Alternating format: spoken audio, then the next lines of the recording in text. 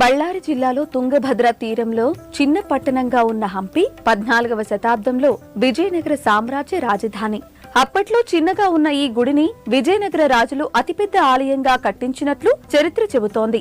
విజయనగర సామ్రాజ్యం పతనమయ్యాక దండయాత్రల వల్ల 16వ శతాబ్దంలోనే హంపి శిల్ప సౌందర్యం శాసనమైనప్పటికీ విరూపాక్ష దేవాలయంలో ధూప నైవేద్యాలు అవిఘ్నంగా కొనసాగటం విశేషం. హంపి ఈశాన్యంలో ఉన్న విఠల దేవాలయ సముదాయం సైతం అప్పటి శిల్పకళా సంపత్తికి చూడచక్కర నిదర్శనం. ఇక్కడ విష్ణుమూర్తి విఠలుడి రూపంలో సేవలందుకుంటున్నాడు. సప్త స్వరాలు పలికే 7 సంగీత స్తంభాలు ఈ దేవాలయం మరో ప్రత్యేకత. కదిలే చక్రాలున్న ఏకశిలా రథం, పట్టపు ఏనుగుల నివాసం కోసం కట్టించిన గజశాల, యోగ నరసింహ విగ్రహం, ఇలా మరెన్నో నిర్మాణాలు ఆనాటి హంపి వైభవాన్ని కళ్లకు కడుతూ ఈనాటి సాంకేతిక నిపుణుల్ని సవాల్ చేస్తున్నట్లు ఉంటాయి.